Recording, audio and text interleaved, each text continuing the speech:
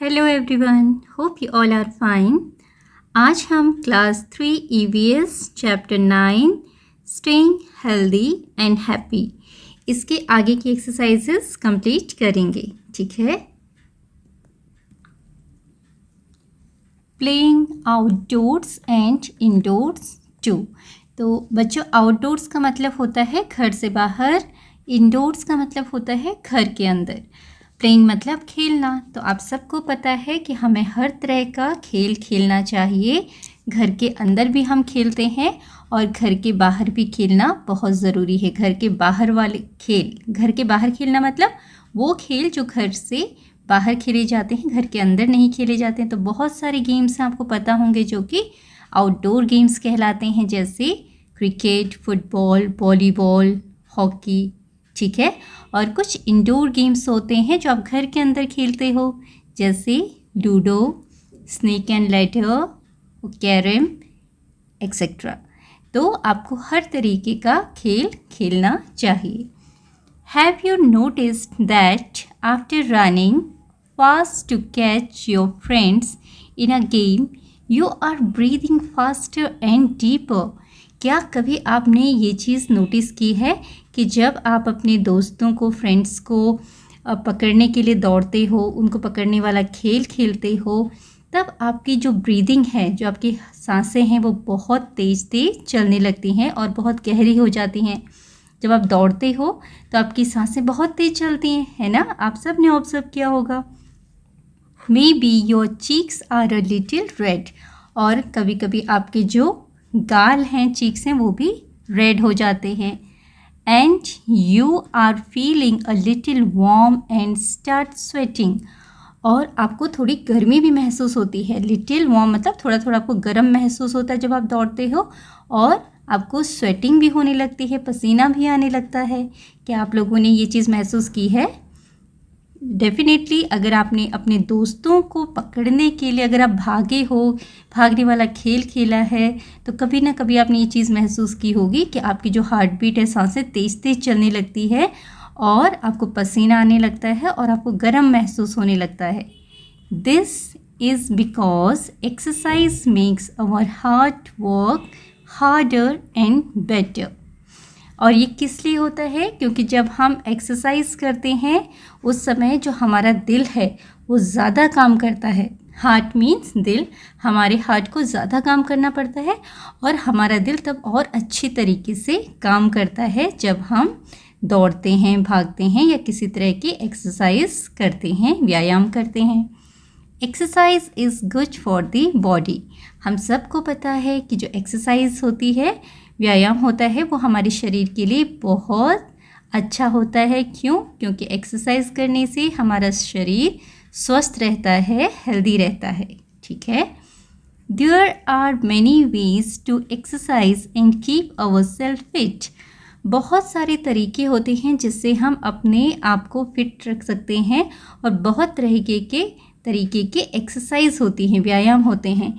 आपने बहुत देखा होगा, बहुत सारे लोग क्या करते हैं, वॉक करते हैं, जॉगिंग करते हैं, ओके, योगा करते हैं, स्किपिंग करते हैं, स्विमिंग करते हैं, साइकिलिंग करते हैं। तो बहुत तरह की एक्सरसाइज होती हैं जिससे आप अपने शरीर को स्वस्थ रख सकते हो। Next is hop, skip, jump. Hop means फुदकना, जैसे फ्रॉग हॉप करता है। स्किपिंग, जब आप कोई रस्सी कूदते हो उसको बोला जाता है स्किप करना। जंप, कूदना। Okay. Try the following moves. इन जो मूव्स हैं इनको करने की कोशिश कीजिए। वॉक लाइक अ डक, एक डक की तरह, बतख की तरह चलिए। जंप लाइक अ फ्रॉग, एक मेढक की तरह जंप कीजिए। रन लाइक अ कैट, एक बिल्ली की तरह रन कीजिए, दौड़िए। Which moves did you enjoy the most? इसमें से कौन सा मूव आपने सबसे ज़्यादा एंजॉय किया, वो आपने बताना है। Take a skipping rope and count as you jump. एक स्किपिंग रोप लीजिए और उसको जंप करना है आपने। स्किपिंग रोप से स्किप करना है, स्किपिंग करनी है और काउंट करना है कि आपने कितने काउंट कितनी बार स्किपिंग की। Do this with your friends and see who can jump the maximum number of times. और ये आपने अपने दोस्तों के साथ करना है, अपने फ्रेंड के साथ करना है और काउंट करना है कि किसने सबसे ज़्यादा बार कूदा। तो बच्चों ये गेम तो आप अपने स्कूल में डेफिनेटली करते होगे। Then invite your friend to start jumping after you skip 10 times or after you say a short poem as you skip. For example, अच्छा यहाँ पर बोला गया है कि आप जब 10 बार जंप कर लेते हो, स्किपिंग करते हो, उसके बाद या फिर एक छोटी सी पोम गाने के बाद आपने अपने फ्रेंड को इनवाइट करना है अपने साथ जंप करने के लिए। और पोम कैसे गा सकते हो आप? I like roti, I like he, I want, यहाँ फ्रेंड का name, I want Radha to jump with me. ये एग्जाम्पल के लिए मैंने बोला है। तो आपके फ्रेंड का नाम जो भी है वो आप यहाँ पर लिखेंगे और जिस फ्रेंड का नाम आप बोलेंगे उसको आपके बाद जंप करना पड़ेगा आपके साथ 10 काउंट होने के बाद। ठीक है, 10 बार आप जब काउंट स्किपिंग कर लोगे साथ साथ में वो भी आपके साथ जंप करना स्टार्ट करेगी या करेगा, जो भी आपका दोस्त होगा। What other games do you play with a skipping rope? Skipping rope के साथ आप और कौन से खेल खेलते हो ये आपको बताना है। Teach and learn from your friends. आपने अपने फ्रेंड्स को सिखाना भी है और अगर उनको कोई गेम आता है स्किपिंग रोप वाला तो वो भी आपने सीखना है। Harpreet's grandmother cannot move much because of the pain in her knees. Harpreet's grandmother, Harpreet's मतलब हरप्रीत की दादी माँ चल नहीं सकती, मूव नहीं कर सकती ज़्यादा क्योंकि उनके जो नीज़ हैं, नीज़ मतलब घुटनों में पेन रहता है, पेन मतलब दर्द। But she still walks around the house a little and loves to play chess with Harpreet.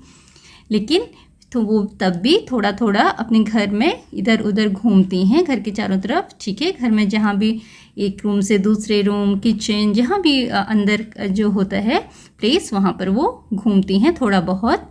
और उनको हरप्रीत के साथ चेस खेलना बहुत पसंद है। She says that both the mind and body should be active. और वो कहती हैं, कौन? हरप्रीत की दादी माँ कहती हैं कि हमारा दिमाग और हमारा शरीर, माइंड मतलब दिमाग एंड बॉडी मतलब शरीर, दोनों को एक्टिव रहना बहुत ज़रूरी है। वो दोनों ही एक्टिव होने चाहिए। ठीक है, काम करने चाहिए, हमारे दो शरीर को भी और हमारे दिमाग को भी हमेशा काम करते रहना चाहिए, एक्टिव रहना चाहिए। Name the game. अब आपने गेम का नाम बताना है। What types of games do you like to play outside your home? बच्चों यहाँ पर आपसे पूछा गया है कि घर के बाहर आपको किस तरह के गेम खेलने पसंद है, उनके नाम बताइए। तो आपको जो भी गेम पसंद है जो आप बाहर खेलते हैं उनके आप नाम लिख सकते हैं यहाँ पर, जैसे कि cricket, okay, cricket, badminton. Then बहुत सारे बच्चों को फुटबॉल भी अच्छा लगता है, you can write football. Then kho kho भी खेलते हैं बहुत सारे बच्चे। तो जो भी गेम आप घर से बाहर खेलते हो उनके नाम आप यहाँ पर लिखेंगे, etcetera. Okay, can you identify the games shown here? क्या आप इन गेम्स को पहचान सकते हो जो यहाँ पर दिए गए हैं? Have you played them before? क्या आपने इनको कभी खेला है? तो देखो बच्चों, सबसे पहले क्या दिखाया है? This is top. इसको क्या बोलते हैं? TOP, टॉप लट्टू। ओके, और ये क्या है नेक्स्ट? दिस इज लूडो, ये भी आपने खेला होगा। This is snake and ladder, snake and ladder, सांप सीढ़ी, ये भी आप लोग खेलते हैं। Then this one is carrom. तो आपको इन सब के नाम पता होने चाहिए। और अगर आपने खेला है ये गेम्स जो आपने खेले हैं उनको आप येस लिख सकते हैं, बता सकते हैं हाँ हमने ये गेम खेले हैं। Yes, I have played all the games. Okay, now I spy. Can you find the names of all the games hidden here? बच्चों यहाँ एक टेबल दी हुई है, यहाँ पर बहुत सारे गेम्स के नाम हैं। आपसे बोला गया है कि आप इनको पहचान सकते हो, फाइंड आउट कर सकते हो। Are any of these your favourites? क्या इनमें से कोई आपके फेवरेट गेम्स हैं? One has been done for you, इसमें एक आपके लिए कर दिया गया है, ढूंढ दिया है। देखो कौन सा है, सबसे नीचे kabaddi. Okay, this is kabaddi, ये आपके लिए ढूंढा हुआ है। ऐसे ही आपने और गेम्स यहाँ पर ढूंढने हैं। तो चलिए शुरू करते हैं। सबसे पहले इसमें आगे पीछे दाएं बाएं तिरछा हर तरीके से आपको कोशिश करनी है ढूंढने की, क्योंकि एक सीधे सीधे तरीके से नहीं लिखा गया है। जैसे कि ये देखो कबड्डी के ऊपर फुटबॉल, FOOTBALL, फुटबॉल। तो आप इसको इस तरीके से सर्कल करेंगे। नेक्स्ट यहाँ देखिए volleyball, VOLLEYBALL, this is volleyball. ये नीचे से ऊपर की तरफ बनाया है। देन इसके बाद क्या दिख रहा है आपको? ओके, यहाँ देखिए जिम्नास्टिक, GYMNASTICS,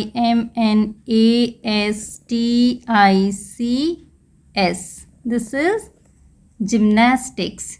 जिम्नास्टिक्स के बगल में देखिए क्या है, basket ball.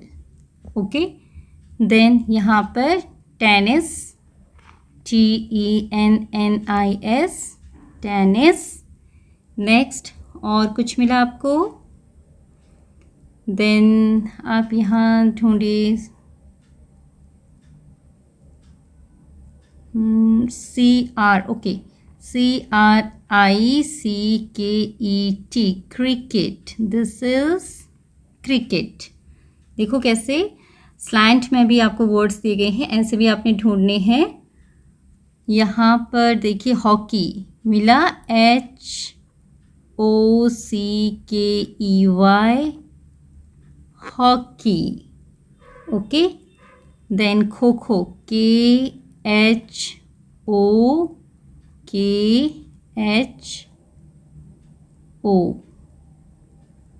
Kho kho.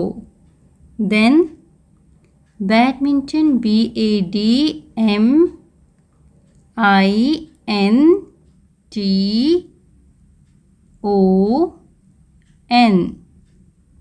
Badminton. देखिए कैसे लिखा हुआ है स्लैंट में। तो इस तरीके से आप सारे गेम्स के नाम यहाँ पर ढूंढेंगे। अगर आपको कोई और गेम भी मिलते हैं तो उनको भी आप यहाँ पर सर्च करोगे और मार्क करोगे। Okay, now come to next, playing safely. Playing मतलब खेलना, सेफली मतलब सुरक्षा के साथ, ठीक है। इट इज़ इम्पॉर्टेंट, ये बहुत ज़रूरी है, to be safe while having fun. जब हम फन करते हैं, मस्ती करते हैं, उस समय सुरक्षित रहना बहुत ज़रूरी है। Which of the following places is considered a safe area to play? नीचे कुछ जगह दी गई हैं और आपसे पूछा गया है कि इनमें से कौन सी जगह खेलने के लिए सेफ है, सुरक्षित है, जहां हमें चोट नहीं लग सकती, ठीक है, या कोई नुकसान नहीं हो सकता, या फिर कोई दुर्घटना नहीं हो सकती। कौन सी जगह ठीक है खेलने के लिए? वाई और वाई नॉट, क्यों और क्यों नहीं। अगर सेफ है तो क्यों, ये आपने बताना है, और सेफ नहीं है तो क्यों नहीं है। अ बिजी रोड, अब बताइए, देखो बच्चों रोड पे, बच्चे जो है रोड पे खेल रहे हैं, ये बहुत बिजी रोड है, क्या यहाँ पर खेलना सुरक्षित है या सुरक्षित नहीं है? ये अनसेफ है, सुरक्षित नहीं है। क्यों? क्योंकि अगर रोड पर खेलेंगे तो जो गाड़ियाँ आ रही हैं जा रही हैं उनसे एक्सीडेंट होने का डर रहता है, ठीक है, चोट लग सकती है, तो इसीलिए रोड पर खेलना नहीं चाहिए। रोड व्हीकल्स के मूवमेंट के लिए हैं, गाड़ियों के चलने के लिए हैं, ना कि खेलने के लिए। Next, park. पार्क सेफ है, सुरक्षित है, क्योंकि यहाँ पर कोई गाड़ी वगैरह भी नहीं है और यहाँ पर खेलने के लिए झूले भी लगे होते हैं और आप आराम से यहाँ पर खेल सकते हो। Then a school ground, school ground भी सेफ होता है, स्कूल ग्राउंड भी खेलने के लिए बनाया जाता है, वहाँ भी आप खेलते हो और आप जब दौड़ते हो आपको छोटी मोटी चोटें लगती हैं, लेकिन किसी और चीज़ से एक्सीडेंट होने का खतरा नहीं रहता, ठीक है। तो स्कूल प्लेग्राउंड भी सेफ है, सुरक्षित है। अ रूफ विदाउट रेलिंग, एक छत जिसमें रेलिंग नहीं है, देखो इसके चारों तरफ कोई रेलिंग नहीं है और ऐसी छत से गिरने का डर रहता है ना। अगर इस तरीके से हम पतंग उड़ाएंगे, हम नीचे ध्यान नहीं देंगे तो हम नीचे गिर सकते हैं छत में से, क्योंकि कोई रेलिंग ही नहीं बनी, चारों तरफ कोई बाड़ नहीं है, तो ये अनसेफ है, सुरक्षित नहीं है।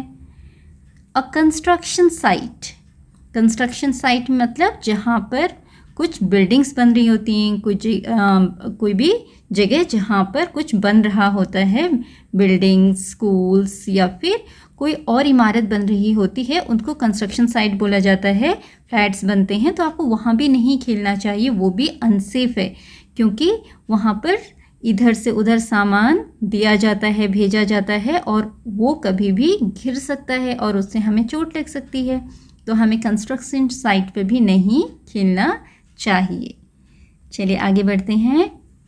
इन public places there may be strangers. बच्चों बताया गया है जो पब्लिक प्लेसेस होते हैं, पब्लिक प्लेसेस मतलब जैसे कि आप मार्केट जाते हो, पार्क में जाते हो, बाहर रोड में घूमते हो, वॉक करते हो या रोड के साइड में, या फिर कहीं भी आप गार्डन वगैरह में घूमने जाते हो, तो वहाँ पर स्ट्रेंजर्स भी होते हैं। ठीक है, स्ट्रेंजर्स मतलब जिनको हम पहचानते नहीं हैं। Do not interact with strangers unless you are with your parents or any other adult you trust. यहाँ पर आपको समझाया गया है कि अगर आप अकेले हो, घर से बाहर हो, तो आपने किसी भी स्ट्रेंजर से, अजनबी से बात नहीं करनी है। ठीक है, हाय हेलो कैसे हो, कोई आपसे कुछ पूछता है, आपने उससे बिल्कुल बात नहीं करनी है। आप किसी भी स्ट्रेंजर से, अजनबी से आप तभी बात करोगे जब आपके साथ आपके पेरेंट्स हो या कोई बड़ा हो, आपके फैमिली मेम्बर्स हो जिनको आप जानते हो, जिस पर आपको भरोसा हो, ट्रस्ट हो। ठीक है, तो अगर आप अकेले हैं तो बच्चों बहुत ज़रूरी है, आपको सुरक्षित रहने के लिए अजनबियों से बात नहीं करनी चाहिए। ओके, देखो यहाँ पर एक पिक्चर दिखाई गई है, इसमें एक ये जो पर्सन है, ये स्ट्रेंजर है, वो क्या बोल रहा है दो बच्चों को, come here have some sweets, यहाँ आओ और ये स्वीट्स खाओ, मिठाइयाँ खाओ। तो ये बच्चे क्या बोलते हैं, no thank you we don't want sweets, thank you लेकिन हमें स्वीट्स नहीं चाहिए। देखो बच्चे समझदार हैं, कभी कभी बच्चे क्या करते हैं, लालच के चक्कर में, लालच आता है उन्हें स्वीट्स देखकर, आइसक्रीम देखकर, है ना, तो चॉकलेट्स कोई ऑफ़र करता है तो वो अजनबियों से भी बात कर लेते हैं और उनसे चॉकलेट्स या जो भी वो देने की कोशिश करता है उसे ले लेते हैं, लेकिन उससे नुकसान हो सकता है। क्यों? क्योंकि वो अजनबी, उसमें कुछ भी मिला सकता है, बेहोशी की दवाई भी मिला सकता है जिससे आप बेहोश हो सकते हो, है ना, और फिर आपके साथ कुछ भी गलत हो सकता है। आपने बहुत सारे सीरियल्स, मूवीज़, कार्टून्स देखे होंगे जिसमें क्या करते हैं, बच्चों को पकड़ के ले जाते हैं ऐसे गलत लोग, स्ट्रेंजर्स, है ना।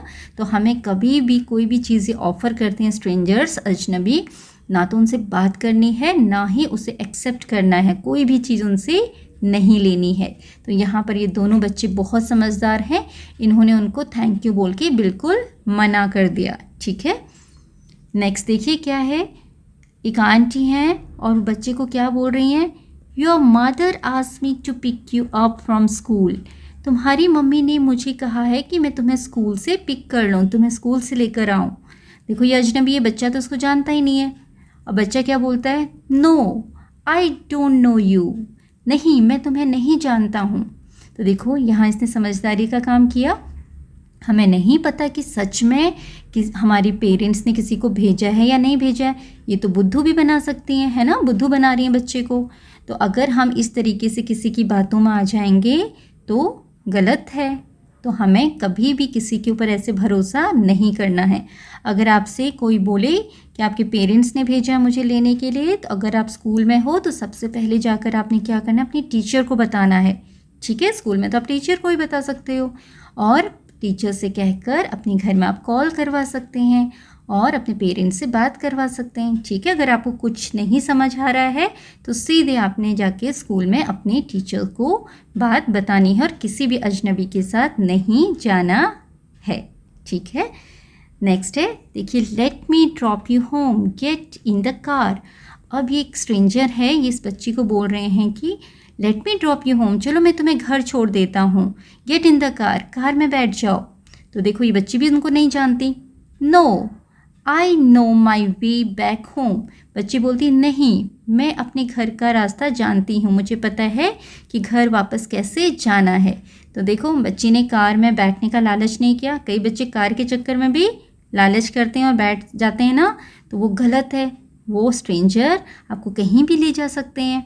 तो कभी भी कोई आपको ले जाने के लिए और कुछ गाड़ी ऑफ़र करे, बाइक में बैठने के लिए बोले, कुछ भी बहाना बनाए, और अगर आप उसको नहीं जानते हो तो बिल्कुल भी आपने उनसे बात नहीं करनी है और ना ही उनके साथ जाना है, ना ही उनसे कोई चीज़ लेनी या खानी है।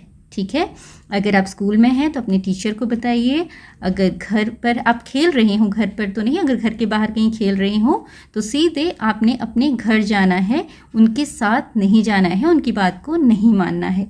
बच्चों, आई होप आपको ये बातें समझ में आई होंगी। We should pay attention to our surroundings when playing. जब हम खेलते हैं तो हमें बहुत अटेंटिव रहना चाहिए, हमें अपने चारों तरफ भी देखना चाहिए कि क्या हो रहा है, कोई कुछ गलत तो नहीं कर रहा है। ठीक है, तो हमें बहुत अटेंटिव रहना चाहिए। Next is make your weekly health table. अब आपने अपना हेल्थ टेबल बनाना है वीकली। ठीक है, जो पूरे एक हफ्ते का होगा। इसमें क्या करना है आपने, what makes you feel sleepy, क्या चीज़ से आपको बहुत नींद आती है या फिर हंग्री, आपको भूख लगती है, और टायर्ड, और आप बहुत थक जाते हो। ठीक है, ये आपसे पूछा है किस बात से बहुत नींद आती है, आपको भूख लगती है और टायर्ड हो जाते हो। जब आप बहुत खेलते हो तब भी आपको भूख लगती है, थक भी जाते हो और नींद भी आती है। Feelings are the body way of telling us that something is amiss. तो जो हमारी फीलिंग्स होती हैं वो हमें बताती हैं कि कुछ तो हमारी बॉडी में मिसिंग है, हमारी बॉडी को कुछ तो चाहिए। तो बच्चों, जब हम खेल कर आते हैं, आपने फील किया होगा, जब आप शाम को बहुत खेल कर आते हो, आपको भूख भी लगती है, टायर्ड भी होते हो, थक भी जाते हो, नींद भी आती है ना। तो उस समय हमें किस चीज़ की ज़रूरत आपको फील होती है खेल के आने के बाद?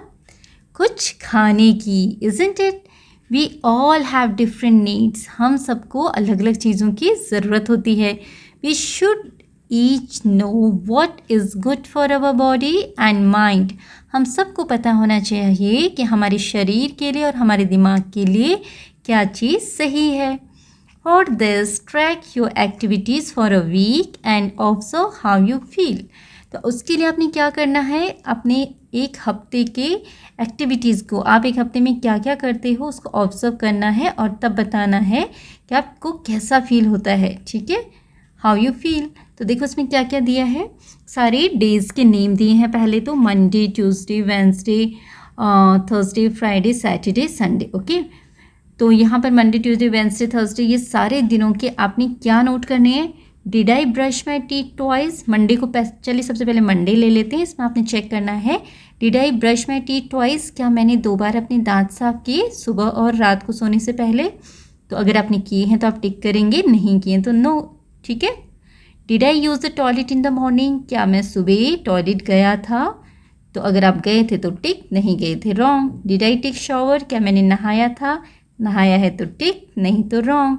How much time did I sleep, मैं कितना सोया। अगर आप 7 आवर्स सोए, 8 आवर्स सोए, 9 आवर्स सोए, तो वो आप यहाँ पर लिखेंगे। ओके, आप जितने घंटे भी सोए वो आप यहाँ पर लिखेंगे। What did I have for breakfast, मैंने ब्रेकफास्ट में क्या खाया, चीज़ का नाम आपने यहाँ पर लिखना है, जो भी चीज़ आपने खाई। How long did I watch TV और प्ले ऑन द फ़ोन, मैंने कितनी देर टीवी देखा और फ़ोन में खेला। यहाँ पर आपने टाइम लिखना है, 2 आवर्स, 1 आवर। ओके, तो इस तरीके से आप नोट करेंगे। How long did I play outdoor games, मैंने आउटडोर कितना खेला, बाहर कितने घंटे खेले। मान लो 2 घंटे खेले, 2 घंटे खेले तो 2 आवर्स लिखेंगे। 3 खेले, 3 आवर्स। 1 खेला तो 1 hour. How did it make me feel, ये सब करके मुझे कैसा लगा। आप, this is up to you, आपको जो भी फील हुआ, गुड लगा, ओके लगा, नॉट गुड लगा, अच्छा नहीं लगा, so good, not so good मतलब ज़्यादा अच्छा नहीं लगा, बैड मतलब बहुत बुरा लगा, तो वो आप अपनी फीलिंग्स यहाँ पर इसमें से चूज़ करके लिखेंगे। ठीक है, तो ऐसे ही आपने हर दिन का करना है और लास्ट में जो आपकी फीलिंग्स हैं वो आपने शेयर करना है अपने फ्रेंड्स के साथ, या अपने घर में भी अपने पेरेंट्स के साथ आप शेयर कर सकते हो। Okay, now come to next, draw. क्या ड्रॉ करना है? Draw a big circle in your notebook and divide it into 24 slices. आपने देखो इस तरीके से एक सर्कल ड्रॉ करना है बड़ा सा और उसको 24 पार्ट्स में डिवाइड करना है। Imagine that each slice is 1 hour of the day. आपने ये इमेजिन करना है कि जो ये एक स्लाइस है, एक टुकड़ा है, वो दिन का 1 घंटा है, ये 1 आवर है, 1 आवर हो गया। Now color these slices differently based on the number of hours you spend doing different activities in one entire day of 24 hours. तो आपको बोला गया है कि आपने किस काम के लिए कितने घंटे यूज़ किए, वो आपने यहाँ पर कलर करना है उस तरीके से। जैसे कि स्लीपिंग, यहाँ एक एग्जाम्पल दिया है, ब्लू कलर क्या शो कर रहा है? स्लीपिंग। कितने घंटे सोए? देखो काउंट करो, 1 2 3 4 5 6 7 8 घंटे सोए। देखो ऊपर भी लिखा है 8 आवर्स स्लीपिंग। तो 8 जो आपके स्लाइस हैं उसको आप ब्लू से कलर कर देंगे क्योंकि ब्लू कलर स्लीपिंग के लिए यूज़ किया है। ऐसी pink for eating, yellow for studying, playing के लिए कितना घंटा आपने यूज़ किया, हेल्पिंग पेरेंट्स, पेरेंट्स की हेल्प करने के लिए कितने घंटे यूज़ किए। जैसे यहाँ पर देखो 2 आवर्स हैं, 1 ये वाला और ये दूसरा 2। वॉचिंग टीवी, ब्राउन, ठीक है, 1 hour watching TV. Using the toilet, toilet पूरे दिन में कितने घंटे यूज़ किया? 1 आवर। वन जो स्लाइस है वो ग्रीन है इसलिए 1 आवर। अदर एक्टिविटीज़, बाकी कुछ काम किए हों तो लाइट ग्रीन कलर से शो किया है तो 2 आवर्स हो गए। तो इस तरीके से आपने भी अपना एक इस तरीके का पिक्चर ड्रॉ करना है और उसको डिवाइड करना है। Then think of one activity you would like to do at least twice a week to improve your stamina. तो बच्चों आपको अपना स्टेमिना बढ़ाने के लिए कोई एक एक्टिविटी जो आप एक से ज़्यादा बार करना चाहोगे उसे वो बताना है कि आप क्या करना चाहोगे ताकि आपका स्टेमिना बढ़े। ठीक है, आप हेल्दी रहें, स्वस्थ रहें। इट कुड बी रनिंग, ये रनिंग भी हो सकता है, जंपिंग भी हो सकता है, क्लाइंबिंग भी हो सकता है, कि चढ़ना, क्लाइंबिंग कहाँ? स्टेयर्स पर चढ़ना, ठीक है, और एनीथिंग एल्स जैसे कि स्विमिंग भी हो सकता है। तो discuss it with your friends and try doing such activities together. तो आपने अपनी फ्रेंड्स के साथ डिस्कस करना है कि कौन सी एक्टिविटी आप एक से ज़्यादा बार करना चाहोगे, 2 बार करना चाहोगे हफ्ते में, ठीक है, जिससे कि आपका स्टेमिना बढ़े। और आप अपनी फ्रेंड्स के साथ ही डिस्कस करेंगे और ये जो भी एक्टिविटी हैं आप अपने फ्रेंड्स के साथ करने की कोशिश कीजिए। ठीक है, आई होप आपको ये चैप्टर समझ में आया होगा और आप इस चैप्टर को अच्छे से लर्न करेंगे। ठीक है, थैंक यू फॉर वॉचिंग।